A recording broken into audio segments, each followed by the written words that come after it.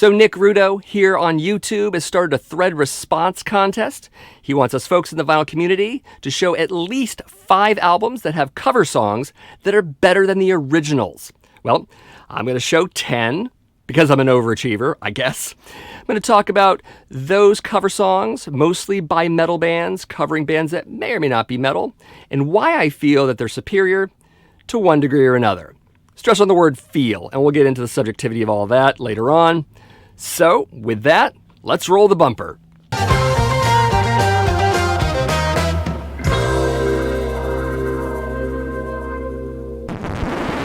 So those who watch my channel with any real frequency probably know my position on cover songs. I usually hate most of them. I think a lot of them are uninspired, painfully note for note, and really boring. I don't think a lot of bands do much with cover songs other than just try to copy what they've heard. So it was a bit of a challenge to find these bands that I've picked.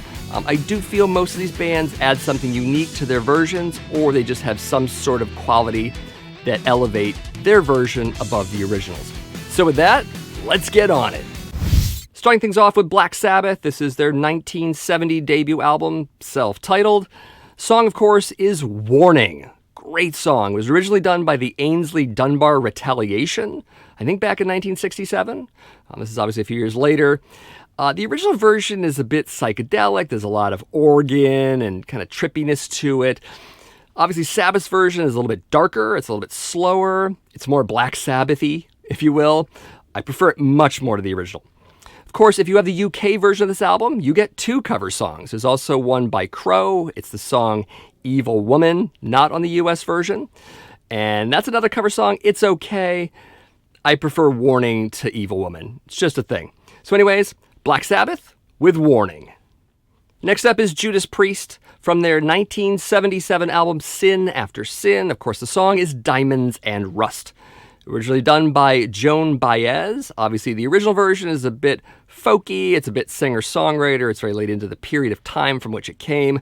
Judas Priest changed it up a little bit. It's a little more up-tempo in parts. They add their own flavor to it. A much better version of the track. Of course, Judas Priest has done many covers in their time. I didn't want to talk about Johnny B. Good for obvious reasons, because let's be honest, the song kind of sucks. And they've done other covers as well. We might talk about one more cover shortly, but I definitely want to talk about this one because this one's really great. This is Judas Priest with Diamonds and Rust. Next up is Van Halen from their 1978 self-titled debut album. The song, of course, is You Really Got Me. Originally done by the Kinks, and I got to admit it, I hate the Kinks. I think they're boring. I think they're tedious, especially in their earliest periods, but I've never heard anything I've really liked about that band. So when the Van Halen version came out, super exciting. Obviously, it's more up-tempo, it's more exciting, it's heavier. Of course, the guitar stylings of Mr. Eddie Van Halen himself elevate this track enormously. First time I heard this song was in 1982 when I saw the movie Night Shift. You might remember that was a comedy film, came out. It was Ron Howard's directorial debut.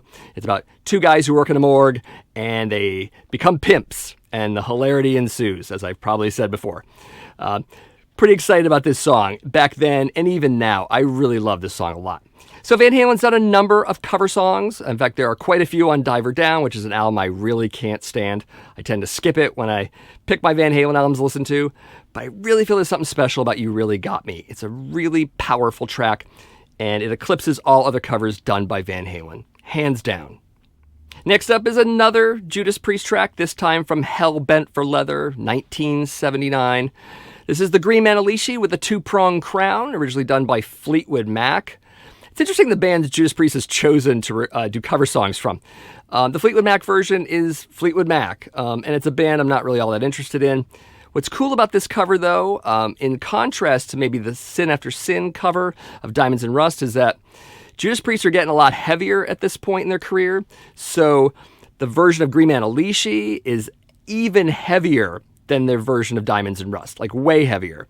The guitars are crunchy. It's really a metal song, and I really love it. In fact, some people might not even know that Green Manalishi is a cover song. So an effective use of cover material to make it their own. I really love that when bands do that. Judas Priest succeeds on that level here.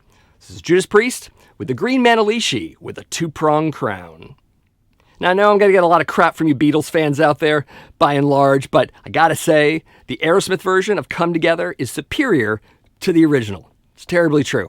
This is their greatest hits album from 1980. This isn't its first appearance, however. It originally appeared on the 1978 release of the Sgt. Pepper's Lonely Hearts Club Band soundtrack. Aerosmith is also in that movie, believe it or not. They play the future villain band. They are the bad guys in the movie.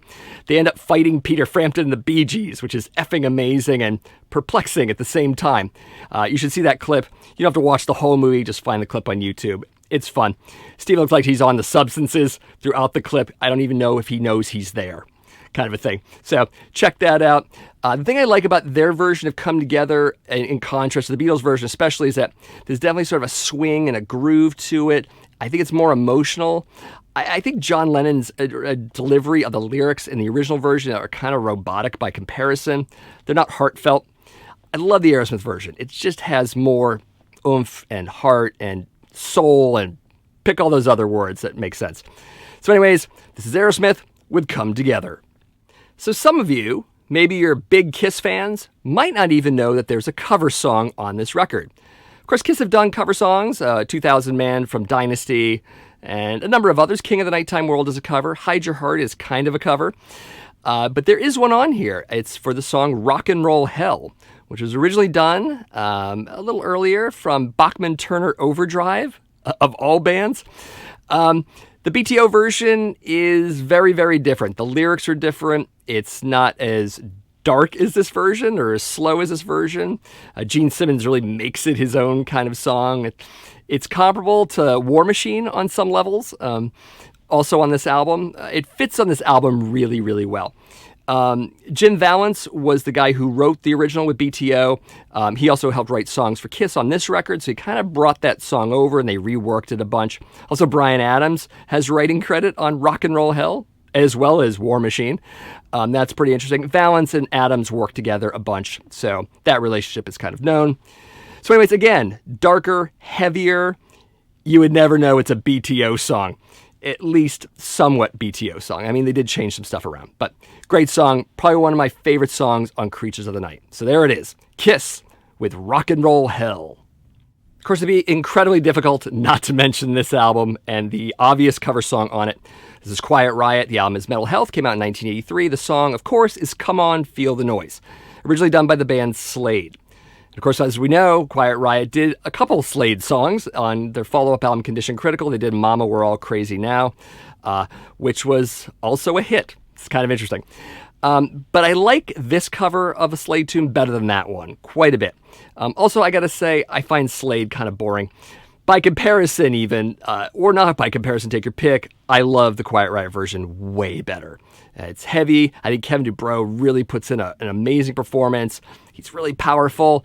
I mean, this song definitely attracted me to this band, as I think it did for a lot of teenagers that were getting into metal in the 1980s, especially 1983, which was a fairly big year. Of course, Pyromania also came out that year. So, great song. Come On, Feel the Noise by Quiet Riot.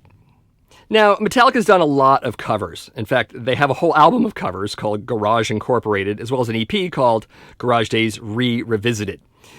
A lot of that stuff is interesting. Whiskey in a Jar I was kind of okay with. I like their Merciful Fate medley a bit. A lot of people talk about Am I Evil from this Creeping Death single. I'm not going to talk about that one. We're going to talk about Blitzkrieg with Blitzkrieg. The single came out in 1984. This is the Creeping Death single, obviously. It follows Ride the Lightning in album releases. I like this version better than the Blitzkrieg version of Blitzkrieg. I think the production's better. I think the delivery and the attack are better, a little more modern, which is funny to say because the Blitzkrieg version isn't that much older, but it has that sound to it. I think their version of Am I Evil is more comparable to the Diamond Head version, but I think their version of Blitzkrieg is substantially better than the original. So of the two cover songs on the B-side of the single, I go with Blitzkrieg. It's great. Next up is Got the Time from Anthrax. You can find that on the 1990 release of Persistence of Time. The song was originally done by Joe Jackson. I don't know how many of you have heard the original Joe Jackson version. It's peppy. It's kind of new wavy sounding. A lot of Joe Jackson stuff is. The bass sounds really clean and clinical to me in that track. I don't dig it. Frank Bello, of course, his bass playing is more metal, as the whole song is more metal on this version. So, yeah, if I have a preference, clearly I'm going to go with the Anthrax version. Got the Time. Great song. Unfortunately, this next selection is on a compact disc. Forgive me, vinyl community. This is Life of Agony with the 1995 release of their second album entitled Ugly. The cover song is the final song on this album. It is Don't You Forget About Me, originally done by Simple Minds. You might remember the original. It was in the Breakfast Club. Amazing selection for this band to pick for a cover song. Their version of it is really different in terms of feel. Their version is very dark, very creepy, very stalkerish. The choruses are a little bit more upbeat, but it's kind of a false optimism. The band name is Life of Agony, so you kind of know what you're getting with them, but I really love this version. I don't even like the Simple Minds version at all, but I love this version a lot, and I think they really made it their own. You should really check it out. If you haven't heard Life of Agony, an interesting band. They've gone through a number of phases. Their first album, River Runs Red, is a bit more metalcore, like early metalcore, not the crappy stuff we have now. This album gets a little bit more into the alternative, but it's still very heavy. Still a little bit of their Black Sabbath influences here and there, but mostly it's kind of an alt-rock album that's very, very heavy. I love this album. It's kind of a dark horse in their collection. I know a lot of people don't like this album, but the cover, the Simple Minds cover, is amazing. I love it. You should definitely hear it. This is Life of Agony with Don't You Forget About Me. And those are my 10 choices for cover songs that are better than the originals. Of course, I'm going to say this again. These choices are my choices and not necessarily your choices. I almost feel like I have to say that slowly for the kids out there, but there is a great deal of subjectivity in an exercise like this. I know that. You should know that I know that. So there we go. However, keeping that in mind, I know you have cover songs that you love a lot, especially if they're done by metal bands. You should let me know them in the comments below. Let me know anything else related to cover songs or covering songs. Maybe you're in a band and you cover songs. Let me know all that too in the comments. Of course, I'd like to thank Nick for the thread topic. It was a lot of fun and admittedly a bit of a challenge. I like that though. If you're interested in doing this contest or you want to see what Nick said regarding his choices, you should definitely check out his original video. I'll provide a link to that video in the description of my video. Go check that out. So if you found this video through a search or just stumbled along to it, maybe someone provided a link, just to let you know, my name is Matt. This is the Accusation Network. I do metal vinyl collecting videos at least once a week, sometimes twice if I feel the mood strikes me. You should definitely check out all my playlists because I do tons of different shows in and around metal vinyl collecting. I do vinyl hauls, I do upcoming metal vinyl reports. I visit record stores, I do tons of stuff. Go check out the playlist. I think you'll find something there that you might like. And of course, like, subscribe, and share. I'm a YouTuber. I'm bound to contract, I have to say it. So other than that, thank you for watching, and ever forward.